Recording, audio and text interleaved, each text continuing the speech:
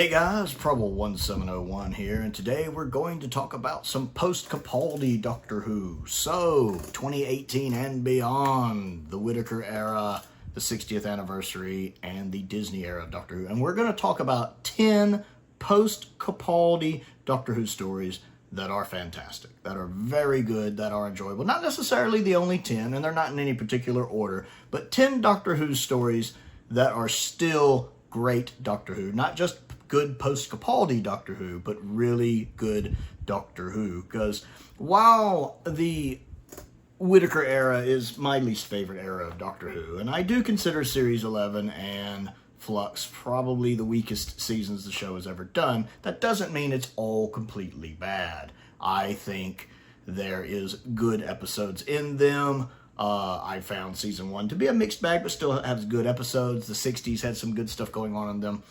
And we're going to talk about some of the strong high points of the post-Capaldi era, because they definitely are there. First off, we're going to talk about number 1 on the list, and that is the Ghost Monument. I like the Ghost Monument. I think it's a strong episode. First off, I like the guest cast. The main guy and girl in it, the other two bounty hunters that are competing, they're performed really well. The actors playing them very, very well. I keep calling them bounty hunters. I don't know what they are. But the two contestants, I like them a lot. Also, the guy who's holding the contest, the one who creates the little holographic projection, I like him a lot. They're kind of the main 3 guest actors. They're really good in this. They're part of what sells me on it. I like the cinematography of this episode a lot. I love the fact that the Ghost Monument is the Tardis. I called that. And how the Tardis had kind of just become this thing of legend that appeared. I like that. I like stuff like that. That's really neat to me. Whittaker's fine in it. She has some moments where I'm kind of, but she's fine. I don't really like the bit at the end when it does the, you've redecorated. I like it a lot. I was kind of like on that. But overall, I really find it enjoyable. I think it's funny that the Doctor almost gets her companions killed right out of the gate. And that's the first time of 2 times she does that this season. And the only reason they don't die is because they get picked up at the last second. To be fair, she's not the only Doctor to do that. And it's not the first time that pure luck has saved the Doctor and the companion from getting killed. To be fair. But I do enjoy this one. I like the bit about the water being poisoned, and I wished they had done more with that. It's kind of mentioned once, and then it's kind of never touched on again. I wish they'd done more with that. But I liked it, and I love the bit with the living bandages. I love that. I've talked before about how it reminds me of a Thundercats episode. I'm a huge Thundercats fan. I'm a child of the 80s. I love Thundercats. It's one of my favorite cartoons. I have some Thundercat figures right up here out of camera range. So calling back to my nostalgia, yes, please. And then just the bandage. I like the idea of living bandages like that. I don't know why. I just find that inherently creepy. And then the voice that voices the bandages is it's just a well-made episode. And I think really, really good. It has its flaws, but I'd call it edging into fantastic. I really like it. It's one of the strong points of Series 11, and there's not many of those. Next on the list is Wild Blue Yonder. I think this was the best of the 60th. I liked this one. It's different. I like Wild Blue Yonder because it constantly had me feeling like I had no idea what was going on.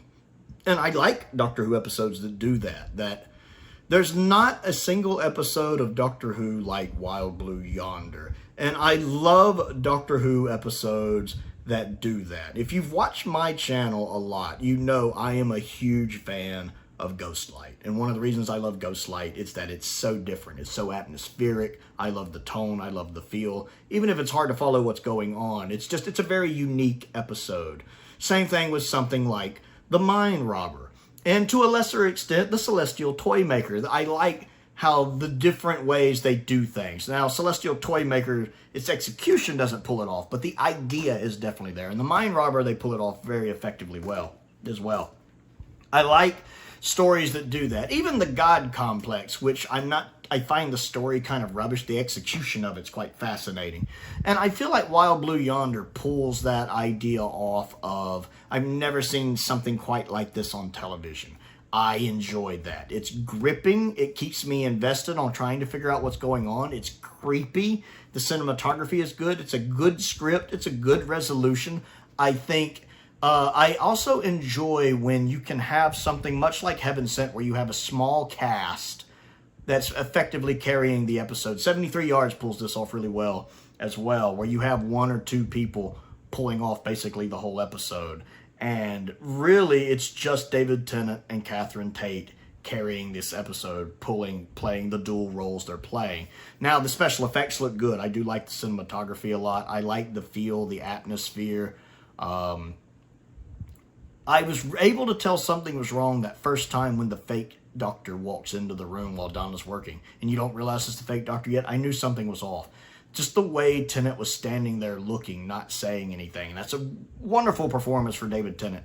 I knew then something's wrong. And then when it cut to the doctor still working and the Donna walks in, I'm like, yeah, something's up. I knew, and it was down to their performance. Their performance is what really sells that episode. There's not a piece of Doctor Who quite like Wild Blue Yonder. It keeps me guessing. I love the fact that we also touch on kind of some of the after effects of Flux, which was never really handled before, and the guilt the Doctor feels about so much of the universe being destroyed and him feeling responsible and that eating at him.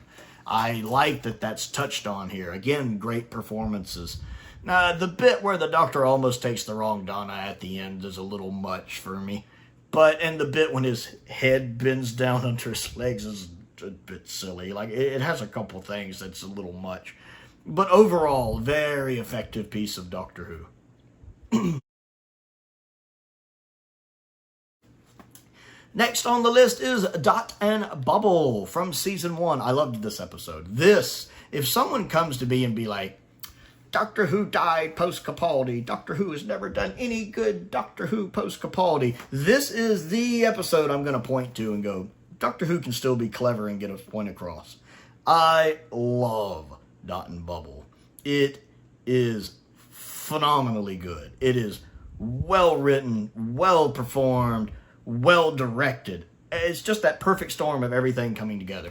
I gotta give credit to, is it Callie, that's her name? The girl that plays Lindy. She nails this. I mean, the guy playing Ricky Sunday September, whatever, now he's really good too. But the girl playing Lindy, I got to give her credit, because I feel like this episode hinges on her performance, and she nails it. The parts where she's obviously oblivious and you don't like her at the beginning because she comes across as kind of the rich yuppie, I have everything, don't know how to function in society people that just...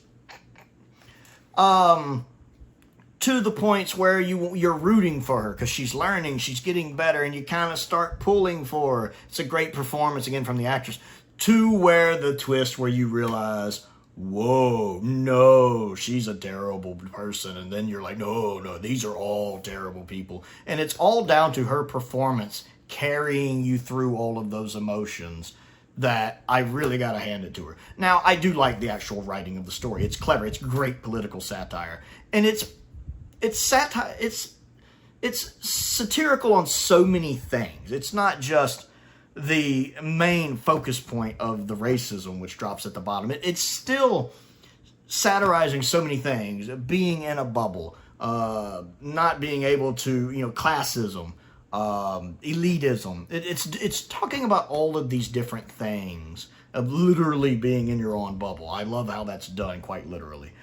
And, of course, the racism is hidden so well because you're catching all of these other things, which aren't red herrings. It's still satirizing all of those other things, but it's doing the racism bits with such nuance that you might catch it, but you don't think much of it until you rewatch it. It's one of those things on rewatch, you start catching all the little things to where when it finally drops at the end, you're like, wow. And it's so crazy that if you think about the fact that it had been any other doctor, they might have listened to him. Now, I personally don't believe that. I still think if it had been maybe some of the older doctors, because he would have been older, maybe they wouldn't have listened to him like the first doctor because he's old. They might have been like, or the third doctor. But a lot of the doctors like Tennant's doctor or Smith's doctor, or even Capaldi's doctor, because he just wouldn't have it any other way, or Whitaker's doctor, they might have listened to more. It's just tragic. And it's great. It's a great performance from Shutigatwa right there at the end. There are times where Shutigatwa really nails this part. There are times where he doesn't. And that's not always down to him. I think he's a good actor. I think the way the 15th Doctor is written is problematic in places. But here, he is written very well, and Shutigatwa nails his performance. The way he reacts when he realizes what's going on, and his delivery of his lines, and his frustration. I have had moments in my life where I have that frustration. That bit when he just starts laughing, and he does that, ah! I literally identified with that. I have had those kind of frustrating moments in my life where I completely connected with that character right then. Because I have lived that. I've lived those kind of moments where just that kind of frustration that something doesn't go the way you really want it to or the way it should. I get it. And then I like the visuals. It has this interesting 70s look to it, which I could never quite put my finger on what it was about the looks. I couldn't find the words until I was watching Blindway's review of it, and they mentioned it kind of has this 70s color palette, and that's when it clicked. That's exactly what it is. It has this very 70s color palette, so I really appreciate them mentioning that, because that's what I wanted. It has this very 70s look to it with the color schemes, and it looks really good. I like that. It took some adjusting to for me, but on rewatches, I've really enjoyed it.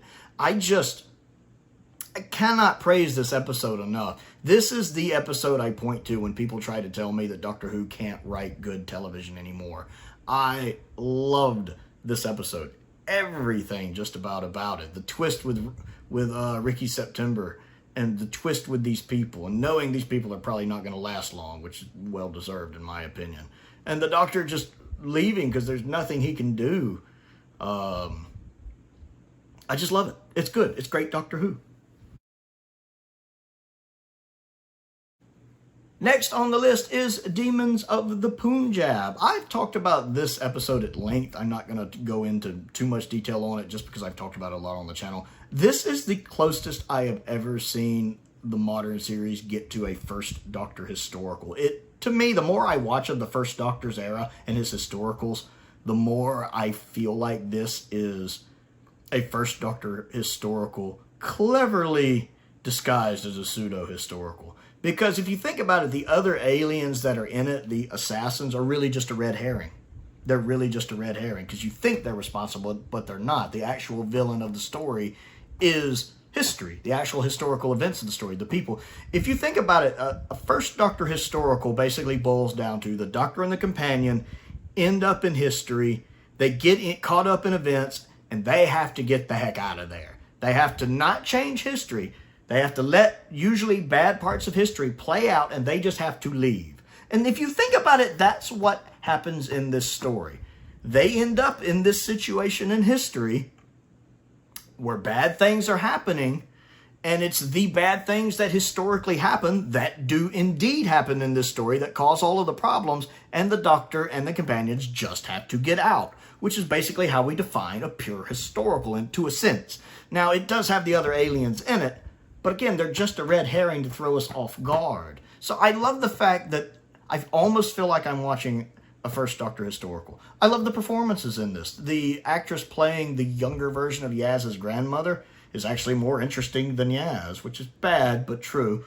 And then the guy playing her husband, the guy who ends up getting killed, I like him. He's good. He carries that scene at the end when he's talking to his brother and the guys on horseback. He carries that scene so hard. The guy playing his brother is really good too.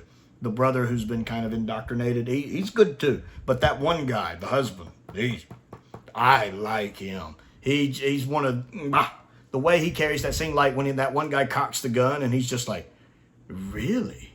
You know, we fought together during the war. We made a good team. I love that guy's performance. I'd love to see him come back to Doctor Who. He was just, my hat's off to his performance. He was so good. And I do get a little annoyed with the Doctor using the Sonic to undo the rope, but the Doctor uses the Sonic way too much. But that's just a minor nitpick. I do enjoy this episode a lot. Plus, it did what a First Doctor historical was originally intended to do. It taught me about a part of history I was unaware of. I was unaware of the founding of Pakistan and partition. I honestly never knew about it at all. So it went back to the original Doctor Who historical mandate of educating, teaching about history. So it actually taught me that lesson, and I did actually go back and kind of look that up online. So another callback to the first Doctor for me. A really good story that I feel like doesn't get enough, it doesn't get enough attention, one, because it's a Jodie Whittaker episode, and because it's part of Series 11. I just feel like it's a bit underrated.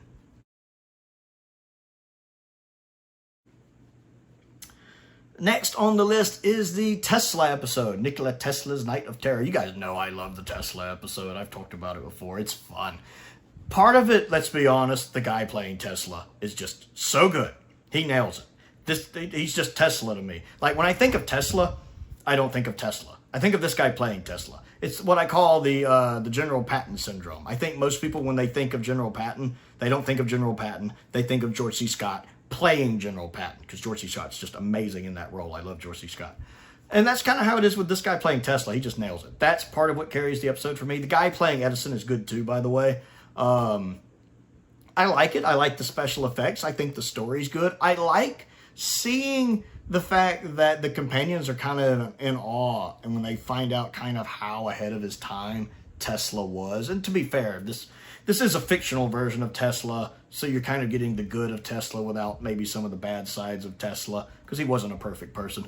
But I like that there are many ways where he was ahead of his time, where ideas he had go into things that we actually have now, and seeing them realize that is quite fascinating to see. And I love the fact that they brought in the actress who plays Ronnie in Sarah Jane Adventures to kind of play the queen of the creatures. I love when they keep the Doctor Who family and family like that, and that they brought her back to play that character. That was really nice. It's a fun episode. I don't go back to it all the time, but I always have a good time when I watch it. Next on the list is Power of the Doctor. Power of the Doctor truly is a fantastic story. It is a lot of fun. It is a celebration of Doctor Who. It is a celebration of everything Doctor Who. It feels more like an anniversary special than any modern Doctor Who anniversary special we've gotten, in a way. The 60th anniversaries really didn't feel like anniversaries. The 50th anniversary felt far more like an anniversary of Modern Who than it did of Doctor Who. Power of the Doctor really feels like an anniversary of Doctor Who. I have criticized Chris Chibnall at times, but I have to take my hat off and applaud him for how he goes out here. And to be fair, if the modern Doctor Who series had ended with Power of the Doctor, if this had been the last Doctor Who we got before it went into hiatus, it would have been a good way to go out. I will give it that. It would have went out blazing, all firing on all cylinders, all thrusters go. This would have been a great series finale. I will give that.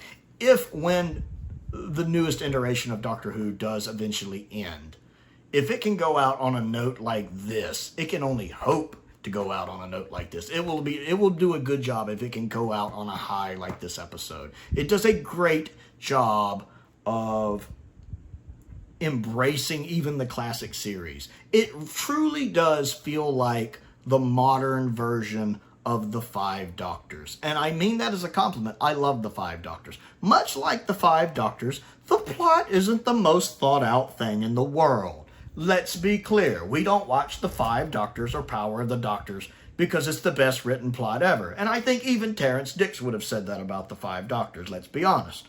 We watch it because it does a great job of being a celebration of Doctor Who. It does the fan service thing, and we love it for that. I love the Five Doctors because the Five Doctors is fun to watch. I love Power of the Doctor because Power of the Doctor is fun to watch. It's not perfect.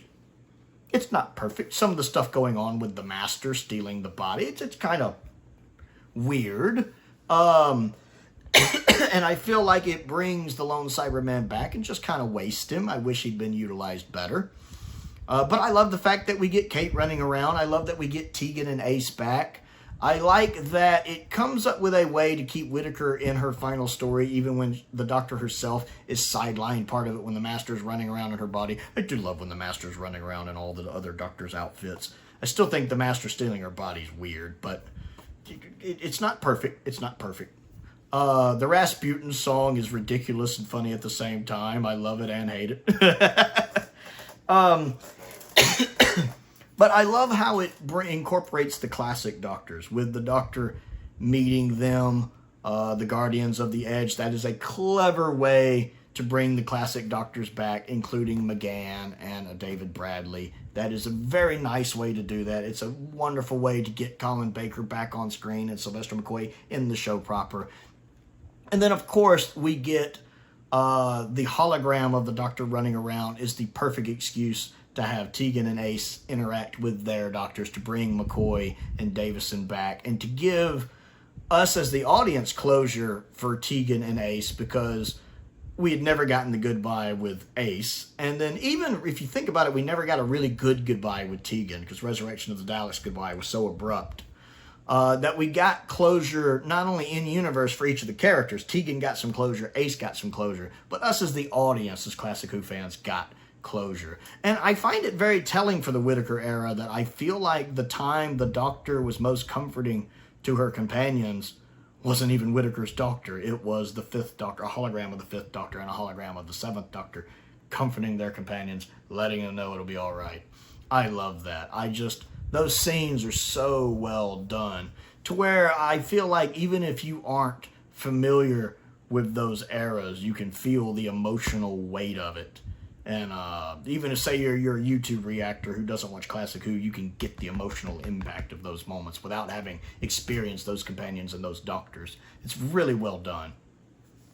And then I like the fact that it does the little companion group at the end, where we get to see all the old companions. We got a chance to see William Russell back as Ian for a nice small cameo. And that really hits hard now. And the fact he broke a Guinness Book World Record doing it. He set a brand new Guinness Book World Record. That's awesome. And it was great to see him again. And to have Katie Manning back, to have Mel back. It was wonderful to see that. And I love the way the regeneration's handled. The fact that the regeneration wasn't some big speech and what to do. I like the fact that Whittaker's regeneration was quieter, shorter, and not in the TARDIS. The way they shot it there on the peak, it was a really good regeneration. And it was a nice mystery of him regenerating to the 14th Doctor and us going, okay. I enjoyed that. It's a fun episode and a nice celebration of Doctor Who. And again, I love it for all the same reasons I love the Five Doctors. A good celebration of everything that's come up to that point. And even if the plot's not the most hammered down thing in the universe, it's just fun, and it wants to celebrate Doctor Who. Next on the list is 73 Yards. This, again, is another one where you have one performer really carrying the episode. Now, you do have other good performers in it. Kate is good when she's in it. Rose's mom, her stepmom, does a really good job. Her foster mom does a really good job with the performances she gives here. But really, Millie Gibson, especially at her age, to be 18 and to be carrying this episode with the performances that she has to run through a gauntlet of emotions here, especially having to play Ruby at different points in her life as well. And she does a really good job of that. Like, even when she's playing like 40-year-old Ruby, which really doesn't look 40-year-old to me, but her performance is there. I like that. So I really got to give my hats off to, if I wore a hat, to Millie Gibson here. She does a great performance. I like the story. I like 73 Yards because I still don't know everything that's going on. I know some people get grumpy because all the questions don't get answered, but for me, that's why I like 73 Yards. I like the fact that I still don't know a lot of what's going on in 73 Yards. That's what makes it work for me. It's a lot like why I like Midnight, is because I still don't know what the Midnight Entity is. Matter of fact, what's the Midnight Entity called? It's called the Midnight Entity. Why? Because we don't know what it's called. We don't know what this thing is. We never know. It's just the Midnight Entity. That's what makes it fascinating. Never answer that question. 73 Yards is the same way. It works for me because I have no idea why the things happening in this episode are happening in this episode. They're just fascinating. I would have never thought to have written an episode like 73 Yards. It much like I talked about earlier with Wild Blue Yonder and Ghostlight and the Mine Robber. It's a unique episode. Stuff like something you would see out of the Twilight Zone. And I've mentioned on the channel before, I love the original Twilight Zone. It's one of my favorite TV shows of all time. A Blu-ray version of it is on my wish list. Check out my Amazon wish list. I've got a Blu-ray thing on there. I would love to get that and do reviews for that. I love Rod Serling's Twilight Zone. And Night Gallery is pretty good too. I actually own all of Night Gallery. It's hit or miss. But I like stuff like that. I love the fact that this is a unique episode. There's no episode of television like 73 Yards. That's fascinating to me. I like the concept. I like the horror, the trying to solve the puzzles. It's neat because you're trying to solve the puzzle, but it's far more fascinating when you don't have all the answers. I love the ending of it. I love the ending. Do I understand the ending? No. But that's the beauty of it. And I like the fact that it proves to me yet again that a Dr. Light episode can work, much like Blink. It's another one of those times when they pull a Dr. Light episode and it's firmly effective. Firmly effective. It's very well directed. It's very well written and it's very well performed. 73 Yards is, again, like Dot and Bubble, two strong episodes that prove that Doctor Who has survived Post-Capaldi. Next on the list is Eve of the Daleks. I very much enjoy Eve of the Daleks. The Dalek stories, Chris Chibnall really knows how to write the Dalek stories well. Eve of the Daleks is a wonderful take on Groundhog Day. I love Groundhog Day. I tend to like Groundhog Day stories. I love the original Groundhog Day with Bill Murray. I own it on DVD. I love that movie so much. And I like that this adds the wrinkle of each loop is getting a minute shorter. That's a new twist to me. See, I haven't thought of that, to where it actually does put a ticking clock on a Groundhog Day situation. The fact there is a ticking clock with it, each loop getting shorter. I like that. I love the Daleks' guns as well, those Gatling guns. I want those back. Now, there's a little plot holes there with the fact that in this narrow hallway they can't shoot the broadside of a planet. That's fine. I'm willing to overlook that. It's not the first time the Daleks have been ridiculous shots ever. Classic Who does that too.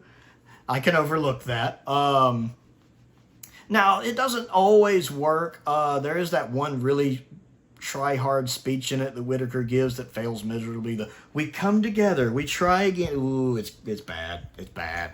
That speech is bad. Other Doctor Who actors could have pulled that off. She does not. She does not.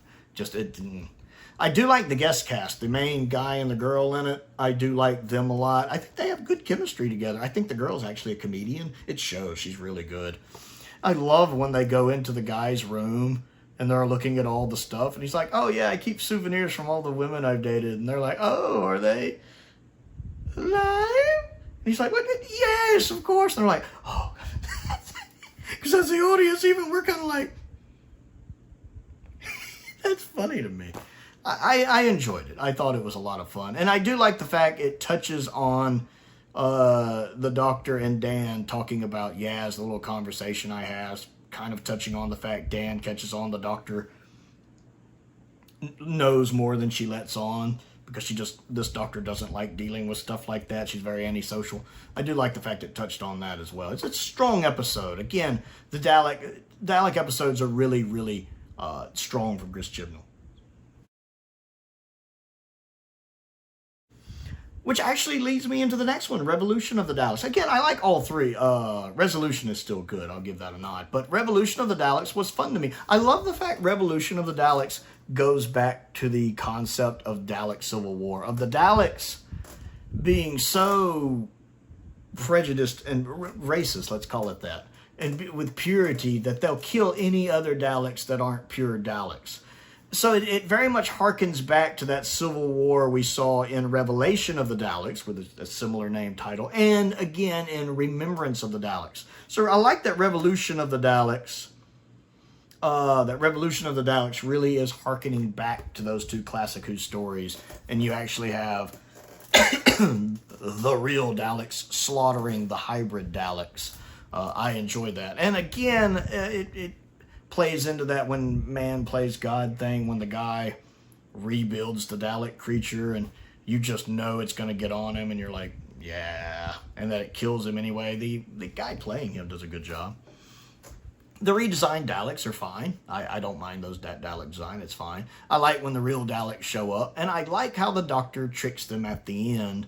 It's a little weird to me that the Doctor would kill a TARDIS so easily. It is a living thing, so you figured she'd be a little more hesitant to kill a TARDIS, which is a little odd to me. But if you ignore that fact, it's a really cool way to stop them. The fact they all flood in, and then she shrinks. That is clever. Like, if I can ignore the fact it's a little odd to me she would kill a living TARDIS, then I can accept that a little. And it's a cool way to do it. I didn't see her doing that until she pulled it off, her disguising the other TARDIS, her TARDIS. I didn't see that. And it does a good job of bringing in the guy who's supposed to be the Donald Trump stand-in. I like that he's kind of written in a better light here. Oop, bumped the camera. And lost my train of thought. I lost my train of thought completely. I do like that they brought him back, and he's kind of done a little more justice here. Kind of written a little better here. Yeah, I like revolution of the Dalek. I keep doing that, and I love the fact it's got Captain Jack back. I like Captain Jack a lot. It was nice to have John Barrowman back.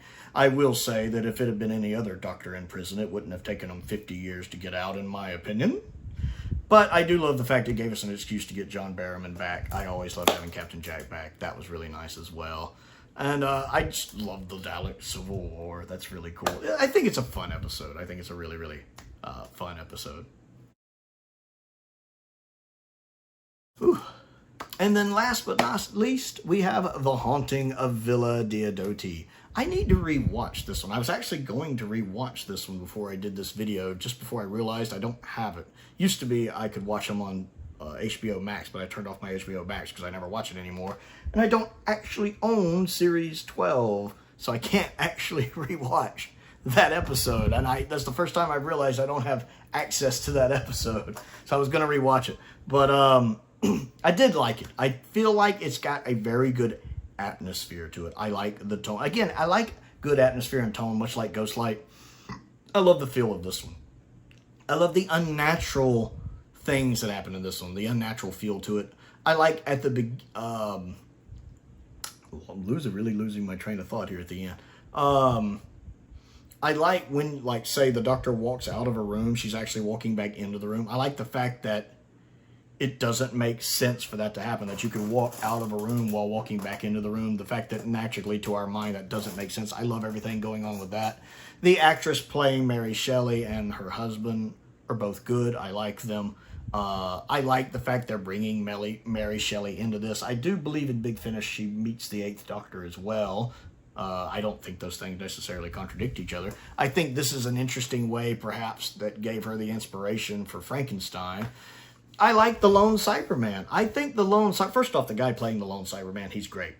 I do think it's a neat new concept for the Cybermen, that doing something different with them, and plus I just love that design. That's such a cool design. The fact it has so many different Cybermen design mixed in with it, the old rust and age, and I love that. I really wish they had kept him around more. He's such a cool character. I would have loved to have seen more done with him. And I like that. I like the fear that Whittaker has of the Cybermen in this because of the events of what happened to Bill. The fact that what happened to Bill is fresh on her mind. Much like how the Time War scarred her to the Daleks, what happened to Bill kind of scarred her to the Cybermen. That she's a little more scared of the Cybermen. That she's a little more scared to have her companions there while facing the Cybermen. The fact that it touches on that, I like that. I really like that continuity there a lot.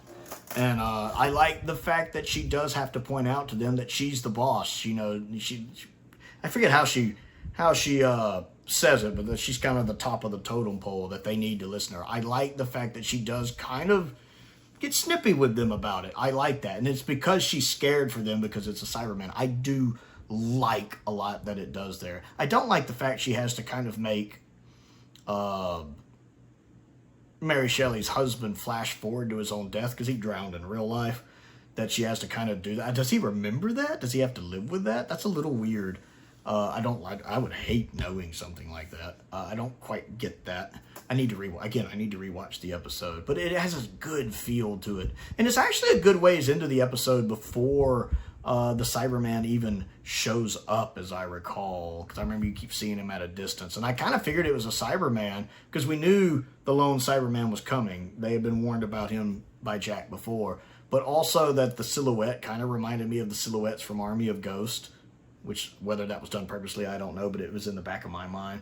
So I like the fact that you have the mystery of what's going on for a good portion of the episode before the Cyberman even shows up, if my memory serves.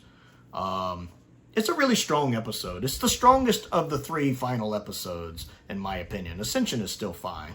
Timeless Children's garbage. But Ascension's fine. But Haunting is just, it's got a good feel to it. It has a haunting feel to it, which I like and enjoy. So that is 10 episodes of Post-Capaldi Doctor Who that I think are fantastic. Not the only 10 good episodes. Spyfall Part 1's really good. Part 2 lets it down a bit, but Part 1's pretty good. And there are others as well. I thought Devil's Cord and Boom were fun. But those were 10 that I think do stand high as good Doctor Who episodes that Doctor Who fans should watch. And proof that Doctor Who as a show isn't dead yet. It's still going, which I like and I enjoy. And I'm looking forward to seeing what Season 2 has in store for us. Hopefully, even if the season's a mixed bag, I'm hoping there'll be some nice jewels in there, some shining jewels in it. So I want to know what you think of this list, and if there's any stories post-Capaldi you enjoy. Let me know your 10 stories, not necessarily your top 10, but 10 stories you enjoy from the post-Capaldi era. Don't forget to click the like button and the subscribe button as well. I also have a Patreon if you would like to support me on that. That does help me keep the bills paid. There's a link to that down in the description below. I want to give a shout out to some of my top tier patrons, Colin Coney, Sam Venning, and Unknown289. I appreciate their support as I do the support of all of my patrons. It's very much appreciated. I appreciate all of my YouTube members as well. I also have a P.O. box if there's anything you'd like to send me to look at and review. A link to my Amazon wish list is down there. A link to my Amazon UK wish list is also down there. I've updated that recently with several interesting things. Most importantly, thank you for watching.